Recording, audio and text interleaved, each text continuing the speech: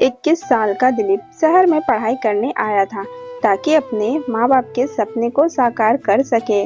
कहने को तो यह शहर बहुत बड़ा था, हजारों मकान थे, पर दिलीप को रहने के लिए एक छत तक भी ना मिल सकी। एक कुंवारे लड़के को कौन किराएदार रखने का जोखिम उठाता। दर दर भटकने के बाद आखिरकार उसे एक किराए का घर मिल गया और वह अपने मकान मालकिन की देखभाल एक लायक बेटे की तरह वह मिसेज कल्पना की सेवा कर रहा था। एक दिन वह अस्पताल से घर लौट रहा था कि बारिश शुरू हो गई। बारिश तेज होती जा रही थी। दिलीप जल्दी से जल्दी घर पहुंचना चाह रहा था ताकि किताबें भीगने से बच जाए। जैसे ही वह घर पहुंचा तो दरवाजा खुला देख चौंक गया। वह घर के भीतर दाखिल हुआ तो आंगन का नजारा देखकर अपनी सुध-बुध भूल गया। मिताली लहंगा ब्लाउज पहने बरसात के पानी में नहा रही थी। भीगे कपड़े में उसका सौंदर्य और भी गजब ढा रहा था। यही वजह थी कि दिलीप एकटक मिताली को निहारता रह गया। इतनी करीब से जब दिलीप ने मिताली के आकर्षक बदन को भीगते हुए देखा तो जैसे उसकी बदन में बह रहा रक्त उबाल खाने लगा हो। तुम कब आए? दिलीप को सामने पाकर मिताली चौंकते हुए बोली। उसने कोई जवाब नहीं दिया। एकटक वह अपनी लाल लाल आंखों से मिताली की भीगी देह का अमृत पी रहा था। मिताली की नजरें दिलीप की शोले जैसी दहकती आंखों से मिली तो उसके बदन में भी झुरझुरी होने लगी। लाजवंश उसका गोरा चिट्टा चेहरा गुलाबी पड़ गया था। ना जाने ऐसा क्या हुआ कि मिताली अपनी जगह खड़ी ना रह सकी। दौड़कर वह दिलीप के चौड़े सीने से जा लगी। दिलीप खुद पर काबू नहीं रख पाया और उसने बलिष्ठ बाहों के घेरों में मिताली को कसकर जकड़ लिया और अपने तपते होठों से उसके गुलाबी होठों पर रख दिए। मिताली ने कोई प्रतिकार नहीं किया। देह के इस महासंग्राम में दोनों युवा तनी देर तक गोते लगाते रहे। जब वासना का ज्वार थमा तो दोनों एक दूसरे से नजरें चुराते हुए अपने अपने कमरे में चले गए। तूने यह क्या किया दिलीप?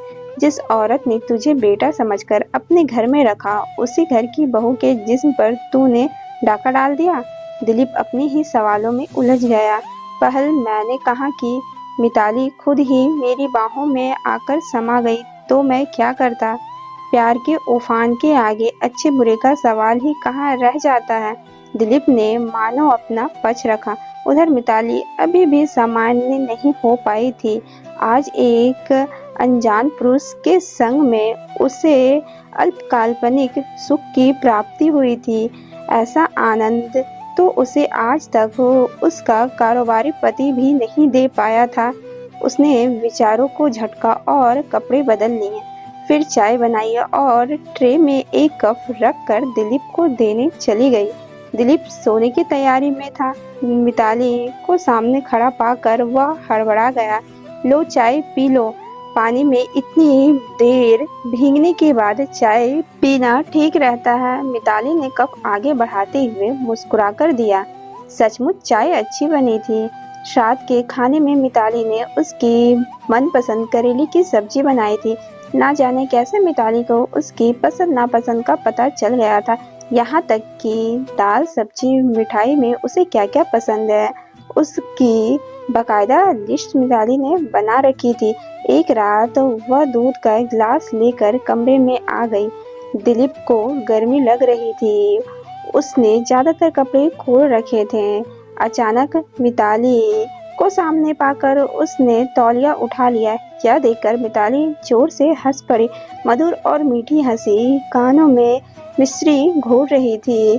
पारदर्शी गाउन में मिताली किसी अप्सरा जैसी नजर आ रही थी। गिलास मेज पर रखकर वह पलंग पर ही बैठ गई और अपने हाथों से दिलीप के बालों को सहलाने लगी। दिलीप इतना भोला नहीं था जो किसी स्त्री के मनोभावों को ना समझ पाता। उस रात दोनों ने जी भरकर देह सुख भोगा। पूरे घर में वे दोनों अकेले और रात की तन्हाई का सहारा, ऐसे में कोई कसर कैसे रह पाती। 2-3 दिन में मिसेज कल्पना अस्पताल से स्वस्थ होकर घर लौट आई।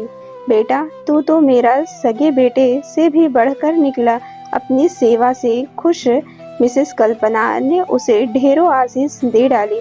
दिलीप और मिताली को लगा कि माजी के घर लौट आने के बाद वे शायद अब नहीं मिल सकेंगे, पर देह की भाषा जब देश की दूरियां तक नांग जाती है तो फिर यहाँ एक ही घर में रजामंदी के साथ मिलने में क्या मुश्किल आती।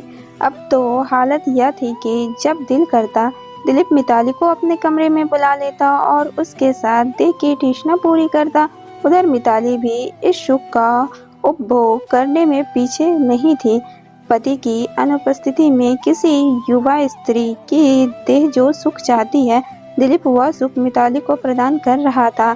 देह सुख के भोग में दोनों शायद यह बात भूल गए कि सुख हमेशा अकेला नहीं आता, अपने साथ दुख भी लेकर आता है। मिताली के संपर्क ने दिलीप को निरंकुश बना दिया। वह हरदम मनमानी करने लगा। मिताली उसके लिए जिस्म की भूख मिटाने वाली महज मशीन बनकर रह गई। भावना की जगह अधिकार हावी होने लगा। दिलीप एक पति की तरह हुक्म देकर उससे बात करता। एक बार तो उसने हाथ भी उठा दिया। मुझे लगता है मुझे गर्व ठहर गया है, एक रोज मिताली ने कहा तो दिलीप जैसे आसमान से गिरा। मौज मजे के लिए बनाए गए संबंध में ऐसे मोड़ की कल्पना उसे नहीं थी। मैं दवा ला दूंगा, अगर बच्चे के पेट में होने की बात सामने आ गई तो हम कहीं के नहीं रहेंगे, दिलीप गुस्से में चिल्लाकर बोला।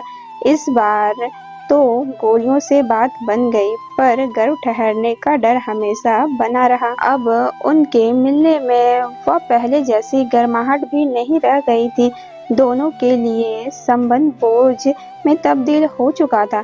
कहीं न कहीं मिसेस कल्पना की अनुभवी आंखें भी ताड़ गई कि घर में उनके नाक के नीचे क्या गुल खिलाए जा रहे हैं। उधर दिलीप जब से इस चक्कर में पड़ा था, उसकी पढ़ाई लिखाई पूरी तरह चौपट हो गई थी। एक रात जब वह नाइट लैंप की रोशनी में पढ़ रहा था तो मिताली उसके कमरे में आ गई।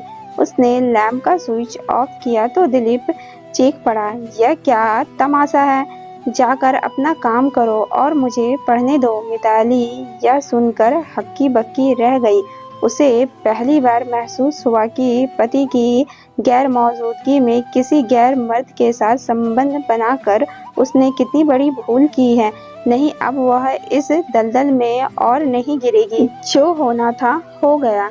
यह संबंध अंधे कुएं में गिरने के समान है। मुझे कुएं में नहीं गिरना। मिताली ने मन ही मन निर्णय लिया। उसने फोन करके अपने पति को जल्दी आने को कह दिया ताकि यह किस्सा विराम ले सके। दिलीप भी जितना जल्दी हो सके इस संबंध के बोझ को सिर से हटाने के बारे में सोच चुका था। मिलने की पहल रजामंदी से हुई तो अलग होने के लिए भी परस्पर रजामंदी काम आई। दिलीप ने बहाना बनाकर घर छोड़ दिया। जीवन में घटे इस घटनाक्रम को दोनों पक्ष एक सपना समझकर भूलने की कोशिश करने लगे। आज की कहानी यहीं खत्म करते हैं। तो दोस्तों, यह थी आज की कहानी। आपको कहानी कैसी लगी हमें कमेंट कर जरूर बताएं, और कहानी पसंद आई हो तो लाइक करें, शेयर करें, और ऐसे ही इंटरेस्टिंग और मज़ेदार कहानी सुनने के लिए हमारे चैनल को जरूर से सब्सक्राइब करें। धन्यवाद। मिलते हैं नेक्स्ट कहानी में।